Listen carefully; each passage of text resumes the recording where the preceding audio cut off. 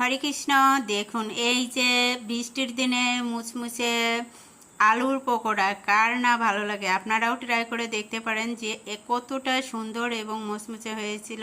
তার জন্য আমরা আলু কুচি কুচি করে কেটে হালকা সিদ্ধ করে সেটা একটা পাত্রে রেখে তার ভিতরে লবণ, চিনি, হলুদ, গোলমরিচের গুঁড়া এবং কাঁচামরিচ কুচি দিয়ে ভালো করে এবং তার সঙ্গে একটু কর্নফ্লাওয়ার দিয়ে মাখিয়ে এখন তেলে ভাজি করে নিব।